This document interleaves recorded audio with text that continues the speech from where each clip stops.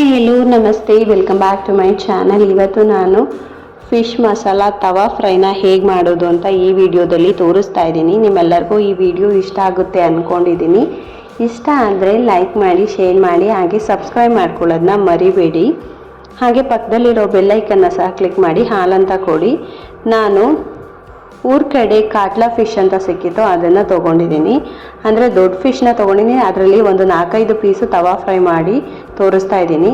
ಫಿಶನ್ನ ತೊಳಿಬೇಕಾದ್ರೆ ಅಂದರೆ ಕಟ್ ಮಾಡಿಸಿ ಆದಮೇಲೆ ತೊಳೆಯೋಕ್ಕೆ ನಾನು ಹರಳೆಣ್ಣೆ ಅಂದರೆ ಕ್ಯಾಸ್ಟರ್ ಆಯಿಲ್ನ ಹಾಕಿದ್ದೀನಿ. ಜೊತೆಗೆ ಒಂದು ಹಿಡಿ ಆಗುವಷ್ಟು ಈರುಳ್ಳಿನ ಚೆನ್ನಾಗಿ ಜಜ್ಜಿ ಸೇರಿಸ್ಕೊಂಡಿದ್ದೀನಿ. ಇದಿಷ್ಟು ಹಾಕೋದ್ರಿಂದ ಅದರಲ್ಲಿ ಹೊಲಸು ಸ್ಮೆಲ್ಲು ಬರೋದು ಕಡಿಮೆ ಆಗುತ್ತೆ, ಅಂದರೆ ಫಿಶ್ ಸ್ಮೆಲ್ ಸ್ವಲ್ಪ ಕಡಿಮೆ ಆಗುತ್ತೆ. ಅದಕ್ಕೋಸ್ಕರ ಅದನ್ನು ಒಂದು 2-3 ಸಲ ಚೆನ್ನಾಗಿ ಕ್ಲೀನ್ ಮಾಡ್ಕೋಬೇಕು. ಅಲ್ಲಿ ಕಟ್ ಮಾಡೋರು ಇಷ್ಟು ಚೆನ್ನಾಗಿ ಕ್ಲೀನ್ ಅಂದರೆ ತೊಳೆದು ಕೊಟ್ಟಿರಲ್ಲ, ಅದಕ್ಕೋಸ್ಕರ ಒಂದು 2 ಸಲ ತೊಳೆದು ಆದಮೇಲೆ ಈಗ ನಾನು ಮಸಾಲಾನ ರೆಡಿ ಮಾಡ್ಕೊತಾ ಇದ್ದೀನಿ. ಆ ಮಸಾಲಾಗೆ ಶುಂಠಿ ಬೆಳ್ಳುಳ್ಳಿ ಮತ್ತು ಬ್ಯಾಡಗಿ ಮೆಣಸಿನ್ಕಾಯಿ ಮತ್ತು ಖಾರದ ಮೆಣಸಿನ್ಕಾಯಿ, ಖಾರಕ್ಕೆ ಎಷ್ಟು ಬೇಕು ಅಷ್ಟು ಮೆಣಸಿನ್ಕಾಯಿನ ಸೇರಿಸಿ ಪೇಸ್ಟನ್ನ ಮಾಡಿ ಒಂದು 2 ಸ್ಪೂನ್ ಹಾಕ್ಕೊಂಡಿದ್ದೀನಿ. ಅದಾದಮೇಲೆ 1 ಸ್ಪೂನು ಅರಿಶಿನ ಸೇರಿಸ್ಕೊತಾ ಇದ್ದೀನಿ. ಮತ್ತು ರುಚಿಗೆ ಎಷ್ಟು ಬೇಕೋ ಅಷ್ಟು ಉಪ್ಪನ್ನ ಸೇರಿಸ್ತಾ ಇದ್ದೀನಿ. ಮತ್ತು ಒಂದು ಅರ್ಧ ಸ್ಪೂನ್ ಆಗುವಷ್ಟು ಗರಂ ಮಸಾಲಾನ ಹಾಕ್ಕೊಂಡಿದ್ದೀನಿ. ಮತ್ತು ಒಂದು ಅರ್ಧ ಸ್ಪೂನ್ ಆಗುವಷ್ಟು ಪೆಪ್ಪರ್ ಪೌಡ್ರನ್ನ ಹಾಕಿದ್ದೀನಿ. ಮತ್ತು 1 ನಿಂಬೆಹಣ್ಣ ಅದಕ್ಕೆ ಸ್ಕ್ವೀಸ್ ಮಾಡ್ಕೊತಾ ಇದ್ದೀನಿ. ನಿಂಬೆಹಣ್ಣ ಹಿಂಡ್ಕೊಂಡು ಚೆನ್ನಾಗಿ ಮಿಕ್ಸ್ ಮಾಡ್ಕೋಬೇಕಾಗತ್ತೆ. ಇದು ತುಂಬ ಈಸಿಯಾಗಿ ಕಡಿಮೆ ಐಟಮ್ಸ್ನ ಯೂಸ್ ಮಾಡಿಕೊಂಡು ಮಾಡ್ಕೊಳ್ಳೋ ಅಂಥ ರೆಸಿಪಿ, ತುಂಬ ಚೆನ್ನಾಗಿರುತ್ತೆ. ನೋಡಿ, ನಾನು ಚೆನ್ನಾಗಿ ಮಿಕ್ಸ್ ಮಾಡ್ಕೊತಾ ಇದ್ದೀನಿ. ಬ್ಯಾಡಗಿ ಮೆಣಸಿನ್ಕಾಯಿನ ಸ್ವಲ್ಪ ಜಾಸ್ತಿ ಹಾಕ್ಕೊಂಡು ಪೇಸ್ಟ್ ಮಾಡ್ಕೊಂಡಿರೋದ್ರಿಂದ ಕಲರು ತುಂಬ ಚೆನ್ನಾಗಿ ಬಂದಿದೆ. ನೀವೇ ನೋಡ್ತಾ ಇದ್ದೀರಾ ಎಷ್ಟು ಚೆನ್ನಾಗಿದೆ ಅಂತ.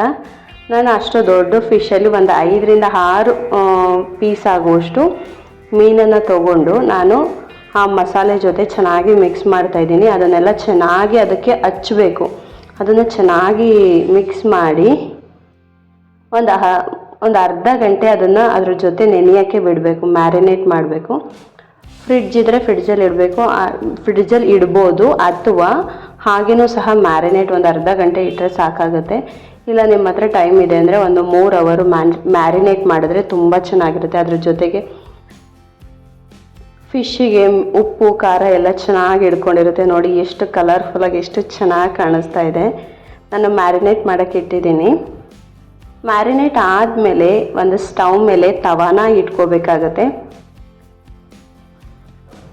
ಈ ತವಾಗೆ ಒಂದು 2 ಟೇಬಲ್ ಸ್ಪೂನ್ ಅಂದರೆ ಒಂದು ದೊಡ್ಡ ಸ್ಪೂನಲ್ಲಿ ಒಂದು 2 ಸ್ಪೂನ್ ಆಗುವಷ್ಟು ಎಣ್ಣೆನ ಹಾಕ್ಕೊತಾ ಇದ್ದೀನಿ. ಸ್ವಲ್ಪ ಜಾಸ್ತಿ ಎಣ್ಣೆ ಹಾಕಿದ್ರೆ ಅದು ಚೆನ್ನಾಗಿರುತ್ತೆ, ಇಲ್ಲ ಅಂತಂದರೆ ಅದು ಕಪ್ಪಾಗೋ ಚಾನ್ಸಸ್ ಇರುತ್ತೆ. ಅದಕ್ಕೋಸ್ಕರ ಒಂದು 2 ಸ್ಪೂನ್ ಆಗುವಷ್ಟು ಎಣ್ಣೆನ ಸೇರಿಸ್ಕೊಂಡಿದ್ದೀನಿ. ಈಗ ಮ್ಯಾರಿನೇಟ್ ಆಗಿರುವಂಥ ಫಿಶ್ನ ತವಾ ಮೇಲೆ ಫ್ರೈ ಮಾಡ್ಕೋಬೇಕಾಗತ್ತೆ. ಅದಕ್ಕೆ ಮುಂಚೆ ಒಂದು ಎಲೆ ಆಗುವಷ್ಟು, ಒಂದು ಗರಿ ಆಗುವಷ್ಟು ಕರ್ಬೇವಿನ ಸೊಪ್ಪನ್ನ ಹಾಕಿ ಅದರ ಮೇಲೆ ನಾನು ಫಿಶ್ನ ಇಡ್ತಾಯಿದ್ದೀನಿ. ಅದು ಕರ್ಬೇವಿನ ಸೊಪ್ಪಿನ ಫ್ಲೇವರ್ ಅದ್ರ ಜೊತೆಗೆ ಸೇರಿಕೊಂಡ್ರೆ ತುಂಬ ಚೆನ್ನಾಗಿರುತ್ತೆ. ನೋಡಿ, ನಾನು ಕೊಬ್ಬರಿ ಎಣ್ಣೆನ ಯೂಸ್ ಮಾಡಿದ್ದೀನಿ. ಅಂದರೆ ಫಿಶ್ಶಿಗೆ ಕೊಬ್ಬರಿ ಎಣ್ಣೆ ಸೇರಿಸಿ ತವಾ ಫ್ರೈ ಮಾಡೋದ್ರಿಂದ ತುಂಬ ಚೆನ್ನಾಗಿರುತ್ತೆ ಅಂತ. 2 ಕಡೆ ಚೆನ್ನಾಗಿ ಫ್ರೈ ಮಾಡಿಕೊಂಡು ನಾನು ಒಂದು ಪ್ಲೇಟಿಗೆ ಎತ್ತಿಟ್ಕೊತಾ ಇದ್ದೀನಿ. ಅದೇ ರೀತಿ ಮಿಕ್ಕಿರೋದನ್ನೆಲ್ಲ ಹಾಗೇ ಚೆನ್ನಾಗಿ ಫ್ರೈ ಮಾಡ್ಕೋಬೇಕಾಗತ್ತೆ. ನಾನು ಎಲ್ಲದನ್ನು ಚೆನ್ನಾಗಿ ಫ್ರೈ ಮಾಡ್ಕೊತಾ ಇದ್ದೀನಿ. ಈಸಿಯಾಗಿ ಕಡಿಮೆ ಸಮಯದಲ್ಲಿ ಕಡಿಮೆ ಐಟಮ್ಸ್ನ ಯೂಸ್ ಮಾಡಿಕೊಂಡು ರುಚಿಯಾಗಿ ತವಾ ಫ್ರೈನ ಹೇಗೆ ಮಾಡೋದು ಅಂತ ತೋರಿಸಿದ್ದೀನಿ.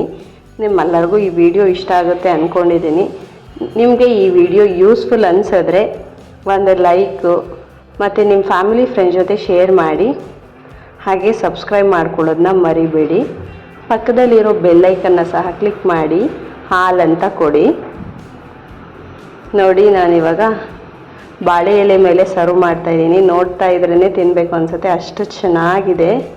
ತುಂಬ ಚೆನ್ನಾಗಿ ಬಂದಿತ್ತು ತವಾ ಫ್ರೈಯು. ನೀವು ಸಹ ಮನೆಯಲ್ಲಿ ಟ್ರೈ ಮಾಡಿ. ಹಾಗೆ ಫಿಶ್ ಕಬಾಬು ಮತ್ತು ಫಿಶ್ ಸಾಂಬಾರು ಹೇಗೆ ಮಾಡೋದು ಅಂತ ಮುಂದಿನ ವೀಡಿಯೋದಲ್ಲಿ ತೋರಿಸ್ತೀನಿ. ನೋಡಿ ಎಷ್ಟು ಕಲರ್ಫುಲ್ಲಾಗಿ ಎಷ್ಟು ಚೆನ್ನಾಗಿ ಬಂದಿದೆ. ಈ ವಿಡಿಯೋ ನೋಡಿದ್ದಕ್ಕಾಗಿ ಧನ್ಯವಾದಗಳು. Thank you.